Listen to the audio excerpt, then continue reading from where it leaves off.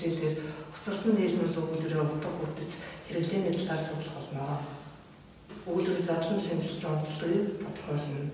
Угсарсан нийлмэл өгүүлбэрийн задлан шинжилж бүтэц бүрэлдэхүүнүүд хэв шинжийг тодорхойлно. Гишүүн өгүүлбэрийг шинжилж ямар гишүүн өгүүлбэр болохыг дүгнэн ярилцсанаа. За тэгвэл өнөөдрийн хичээл угсарсан нийлмэл өгүүлбэрийн тухай үзнэ.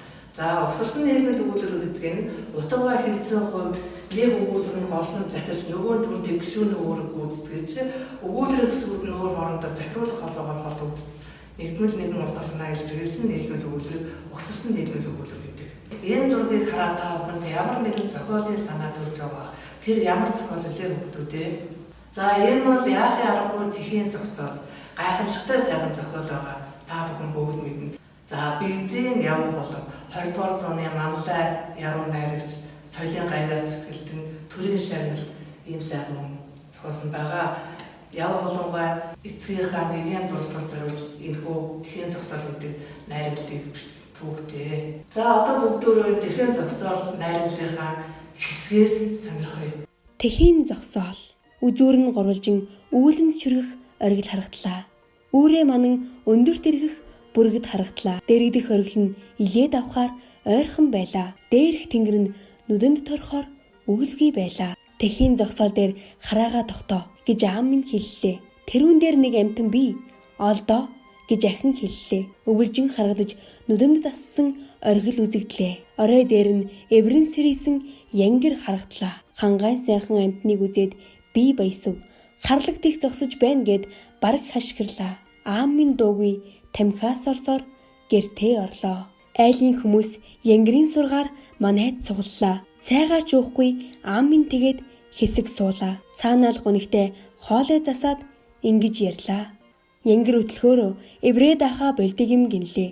Янгирийн сүргээ гүйцэж чадхаа байдаг юм гинлээ. Эхээс дөрсөн ууландаа эргэж нэг ирдэг юм гинлээ. Эхээс унсан газараа олж нэг хэвтдэг юм гинлээ. Насныхаа эцэст оргилөөд мацаж гардаг юм гинлээ. Нартад түүнийг нь тхийн зогсоол гэж нэрлэдэг юм гинлээ. Өндөр оргил дээр олон хоног зогсдог юм гинлээ. Өнгөрүүлсэн амьдралаа эргэж нэг хардаг юм гинлээ. Ундалдаг ариухан усаа үзэж нэг баярлдаг юм гинлээ.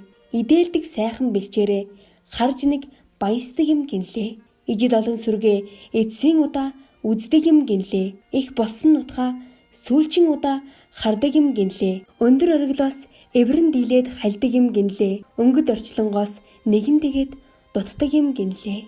Одоо энэ хүмүүс сайхан зохиолынхоо өгүүлбэрээс сонгож авч өгдөрөө өгүүлбэрийн задлаа ялгуулъя. За өгүүлбэр зүгээр ажиллахдаа үг болгоны үгсийн аймгийг таних ёстой, хэлцүү хэлбэрчлэлийг таних ёстой, мөн холбох хэрэглүүрээр утгыг маш ойлгох ёстой. Тухайн үг арга ямар үгэнд захирагдаж байна вэ гэдгийг тодорхойлох ёстой. Энэ бүхнийг буруу тодорхойлсноос болж хүүхдүүд алдаа гаргадаг. За орой дээр нь эврэн сэрээсээ янгир харагдав гэдэг энэ өгүүлбэрийг ажиллахад бол эхлээд энгийн өгүүлбэр рүү нийлмэл өгүүлбэр гэдгийг тодорхойлох ёстой. Энд эврэн сэрээсэн гэсэн нэг утга, орой дээр нь янгир харагдана гэсэн хоёр утга илэрхийлэгдэж байгаа учраас энэ нийлмэл өгүүлбэр байна. Өгүүлбэр зүгээр ажиллахад бол эхлээд өгүүлбэрийн төвөө олох ёстой. Харагдав гэсэн өгүүлбэр байна. Сэрээсэн гэсэн нэг өгүүлбэр байна. За өгүүлбэрний олсны дараагаар үүлийн эзнийг олно. Юу харагдсан? Янгир харагдсан. Юу сэрээсэн? Эврэн сэрээсэн. За хоёр гол гишүүнээ олоод авлаа. Одоо дэлгэрүүлэгч гишүүд олно. За орой дээр нь гэдэг үг ямар гишүүн болох вэ гэдгийг тодорхойлох одоо захирагдаж байгаа үгийг олно. Орой дээр нь гэдэг үг маань харагдана гэдэг үйл үгэндээ захирагдаж байна. Дээр гэдэг үг нь орон цагийн нэр хэдий боловч энд орны утгаар алдаад холбох үгийн үүрэгтээ орсон байна. Хилцүүлсэн холбоо үг байна. За орой дээр нь харагдсан үйл үгэнд захирагдаж байна. Одоо захирагдаж байгаа үгнээсээ асуултаа тавина. Хаана харагдсан юм бэ орой дээр? Үйл үгэнд толгодоод хаана гэсэн асуултанд хариулагдаж байгаа учраас энэ байц гишүүн болох нэ. Тухайн өгүүлбэрийнхаа гишүүдийг зурчлаа. Одоо төгс өгүүлбэрийнхаа хэлбэрчлэлийг харна. За энэ төгс өгүүлбэр сэн тодтон холбооны сэн гэсэн нөхцөлөөр холбогдож байгаа учраас угсрах холбоо байх нь. Тэгвэл угсрах холбоогоор холбогдсон юм бол угсарсан нийлмэл өгүүлбэр болох нэ. За угсарсан нийлмэл өгүүлбэр нь гол өгүүлбэр, гишүүн өгүүлбэр гэсэн бүтцтэй байдаг. Тэгвэл энэ гişүүн өгүүлбэр нь гол өгүүлбэртэй ямар гişүүний үүрэг гүйцэтгэх вэ гэдгээ бас тодорхойлох хэрэгтэй.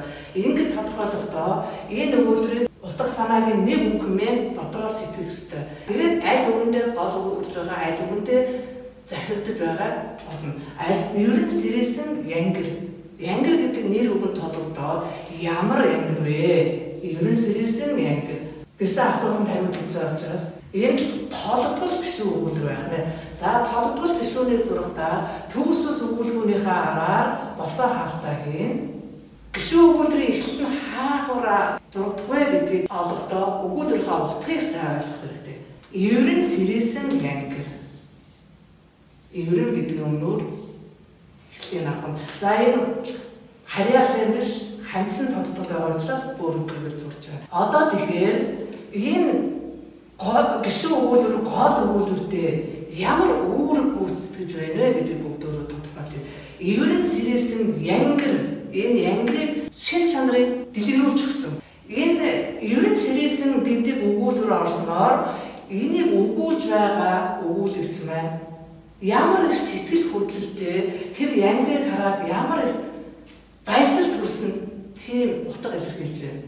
Өөрөөр хэлбэл янгирын хамаг сүрсүүд нь эвэртэй байдаг юм байна шүү гэсэн тийм давталтаа илэрхийлж байна. За тэгэхээр одоо энэ өгүүлбэрийн тодорхойлолт нь тодотгол гişүүн өгүүлбэртэй угсарсан нийлбэл өгүүлбэр байх нэ. За дараагийнх нь өгүүлбэр.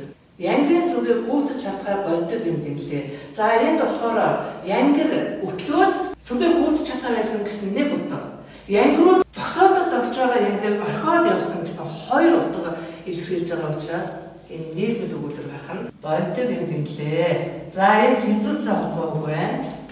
Юм гэмлээ гэсэн туслах үг орсон учраас нэг шүү болж байна. За энд гүйцэхэ байсан гэсэн гүйцэж чадхаа гэдэг гүйцэл дээр гол утга тусч байна.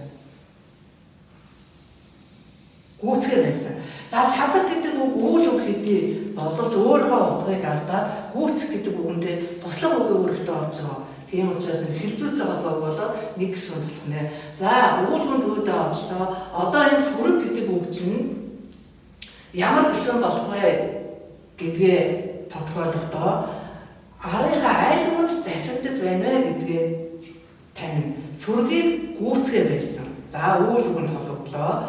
Тэгээд энд хамаа туулахын нөхцөл байна. Хамаа туулахын нөхцөлийн өмнө заахын тий ялгалын тэг хэлбэр байдаг. За энэ заахын тий ялгалын тэг хэлбэр. За тий ялгал нь болохоор ил хэлбэртэй байгаас гадна нөхцлүүд нь бас тэг хэлбэрээр илэрч болдог. За тийм учраас энэ шууд тусагдах юм байна. За одоо янгир гэдэг үг ямар гэсэн болох вэ? Янгирын сүрэг гэдэг нэр үгэнд захирагдаж байна. Одоо захирагдаж байгаа үгсээ асуулт тавь. Юуны сүрэг вэ? Янгирын сүрэг.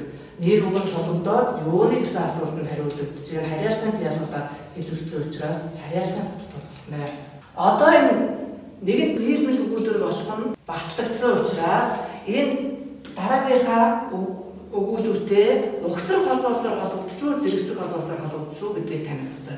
Тэгвэл энд хамаа туулахын нөхцөл байна. Чад гэдэг нь үйлдвэрч үсэн их гэдэг тодтгон холбооны нөхцлөөр хэлүүлсэн учраас нэрийн шинжтэй болоод хамаа туулахын тий ялгалын өмнө заахын тий ялгалын тэг хэлбэр байна гэж багшд тодорхойлсон.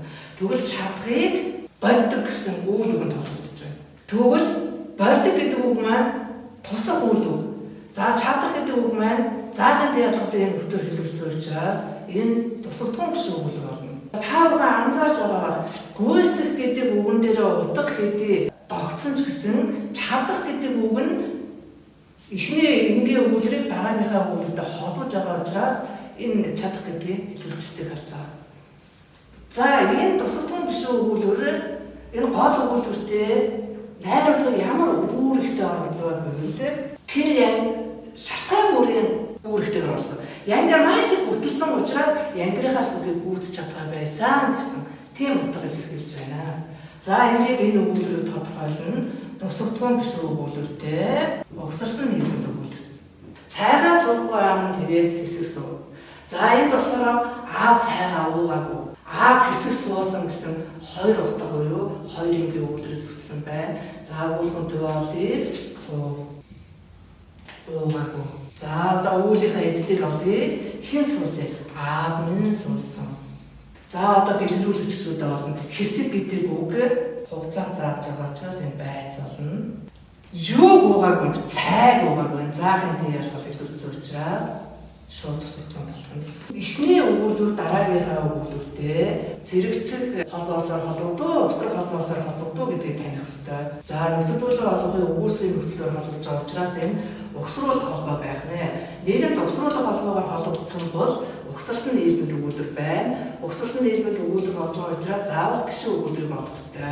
Цайгаа жуугаагүй гэдэг нэг үг мэтээр зэтгээд гол өгүүлбэрийнхаа аль үгэнд захирагдаж байна вэ гэдгээ олно.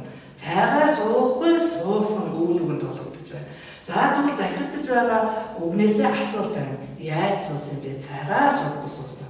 За энэ дүрийг заасан дүрийн байц байна. За энэ хүү байц гişүүн өгүүлбэр энэ өгүүлбэрт орсноороо аавын тэр янгрыг өрөвдөс санааширсан цайгаа сууж чадахгүй сэтгэлийн шаналлыг илтгэж өгсөн байна. За энэ өгүүлбэрээ тодорхойлъё. Байц гişүүн өгүүлбэртэй угсарсан нийлбэл өгүүлбэр. Өндрөөд хонио бүү бэлчээ гэж аав минь захив. Аав захисан өндрөөд хонио бэлчээд болохгүй гэсэн хоёр утга санаа илтгэж байна. За өгүүлбэр төрөө олъё. Бүү бэлчээ гэж. За хэн захисан? Аав минь захисан. Юу бэлчээ гэх хоныг. За энэ дээр бүгдүүд шууд усг тооны үйл эзэнтэй андуурдаг. За өгүүлбэрийн гол гишүүн бол өгүүлбэрийн шууд тусах тулгуур байдаг. Байц тусах тулгуур тодтолгол дэлгэрүүлэгч гишүүд байдаг. За өөд гэдэг үг маань орон цагийн нэр хэдий боловч энд өндөр гэдэг үгдээ туслах үгийн үүргээр ороод өндөр өөд гэдэг маань хэцүүцсэн холбоо байна. За өндөр өөд бүү бэлчээ хайсан бэлчээ дүр өндөр өөд. За энэ байц гişүүн өгүүлбэр байна.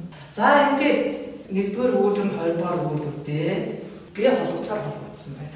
Тийм учраас угсарсан нийлбэл өгүүлбэр болно. Өндөр өөд хонио бүү бэлчээ гэж захисан үйл үгэнд холбогдож байна. Юу захисан бэ? Өндөр өөд хонио бүү бэлчээ гэж захисан. За энэ тэгвэл тусгатгын гişүүн өгүүлбэр байх нэ. За энэ угсарсан нийлбэл өгүүлбэрт энэ тусгатгын гişүүн өгүүлбэр орсноороо тэр дэлхийг хараад аав хорвоо ертөнцийг орхихын тэр хүндийг илгүүтэй ойлгоод тэр янгрыг үргээхгүй тулд амгалан тайван нойрсуулахын тулд өндөрлөө битгээ хонио бэлчээрэй гэж загсан гэсэн утга санаа гарч байна. Тайлбарыг дэвтэртээ сайхан хуудж ирээ. За нэгдүгээр нийлбэл өгүүлбэр хэдэн энгийн өгүүлбэрээс бүтснийг тодорхойлно. Тус бүрийнхээ өгүүлбэрийн гишүүнийг зурж тэмдэглэнэ. За хоёрд нь энгийн өгүүлбэрүүд ямар аргаар холбогдсныг тань. Гишүүн өгүүлбэр нь гол өгүүлбэрийн ямар гишүүнд захирагдаж байгааг нь тодорхойлох ёстой. Гишүүн өгүүлбэртэй ямар гишүүний асуултанд хариулагдаж байгааг нь тодорхойлно. Гол өгүүлбэрийг ямар утгаар нэмэн дэлгэрүүлж байгааг тодорхойлно. Гол өгүүлбэрт ямар гишүүний үүрэг гүйцэтгэж байгааг нь тодорхойлно. Нийгмийн өгүүлбэрийн бүтцийг тодорхойлно. За угсарсан нийлбэл өгүүлбэрийн бүтэц. За гишүүн өгүүлбэр гэдэг нь гол өгүүлбэрийн утгыг нэмэн дэлгэрүүлж түүнд захирагдаж ямар нэг гишүүний үүрэг гүйцэтгэж байгаа өгүүлбэрийг гишүүн өгүүлбэр гэдэг. За энэ гол өгүүлбэр гэдэг нь гишүүн өгүүлбэрээр утганд дэлгэрж дагуул захирж байгаа өгүүлбэрийг гол өгүүлбэр гэдэг байх нэ. Шууд тусгатгын гишүүн өгүүлбэр, шууд тусгатгын гэдэг маань зөвхөн заахын тий ялгал хэлбэрсэн, заахын тий ялгалын асуултанд хариулагдсан тийм гишүүнийг шууд тусгатгын гэдэг. Харин шууд тус гэдэг нь заахаас усаад тий ялгал. За тэгээ бас утгын асуултанд хариулагдсан бол шууд тусгатгын болдог. Тодорхойлох гишүүн өгүүлбэр. Байц гишүүн тусгатгын гишүүн хоёр маань үйл үгэнд холбогддог бол тодтол гишүүн болохоор нэр үгэнд холбогддог. Нэрийн шинжийг зааж өгдөг. За байц гишүүн өгүүлбэр болохоор үйл үгэнд холбогдоод үүлийн дүр зорилго байдлыг зааж өгдөг. Угсруулах холбоо нэгдүгээр нөхцлөөр холбогддог. За ямар нөхцөл байх вэ гэвэл нөхцөлдүүлэн холбооны хоёрдугаар бүлгийн нөхцөл. Нэгдүгээр бүлгийн зэрэгцгийн жижиг урьдчилан ад хамгийн гэн болохоор зэрэгцүүлэх холбоо болдог бол хоёрдугаар бүлгийн нөхцлүүд угсрах холбоо болдог. За шилжүүлэлт үргэлжилтийн саарсээр угтгийн тартал толтгол бэлтгэхийн магцмэгц могцсон өгцөө дутагдгийн эвчээ боцгийн бал бил бол дашрамтгын янгаа ингээнгүү далимтгын ингууд дагалдахын ихлаар хэлээр эхлэв. За үйл юм толгон холбооны нөхцлүүд ирээдүйн цагийн хэмаар одоо цагийн АЯО гагдыг догдөг өнгөрсөн цагийн сансын сонсон. За тэгээд нэрээ тийм бол үйл үг хизээч нэрийн хувьлаар хувирдгүй хэдийч үйл үгийн дараагаар толгон холбооны нөхцлүүд орох юм бол тухайн үйлийг нэршүүлж өгдөг. Тийм учраас толгон холбооны дараагаар нэрийн тийм ялгуулын нөхцөл орох юм бол өксөр холбоонд ордог байна. За өксөр холбооны нөхцлөөр холбогдохоос гадна хэмээх гэхэд холбох үгээр холбогдож болно. За жишээлбэл гэхэд гэсэнд гэж гисээр хэмээсээр зэрэг энгийн өгүүлбэртэй холбосон өгүүлбэр байдаг. Тэр бол одоо өксөрсөн нийгмийн өгүүлбэр болдог байна. За өксрүүлэн холбох тулд төлөө тухай учраас дагуу талаар бүрдэл дудам шиг мэд адил за энэ өмнө хойно дараа урд эцэсгээд орон цагийн нэрнүүд бас өксрүүлэн холбох үгийн үргээр бас ордог байна өөрөө утгаараа. За нэрийн даалгаварт сурах бичгийн 31-ээс 31-р хуудсыг сайн уншиж ойлгоорой. За хоёрт нь 33 дугаар хуудсны 4-р дасгалыг ажиллаарай. За та бүхэндээ баярлалаа.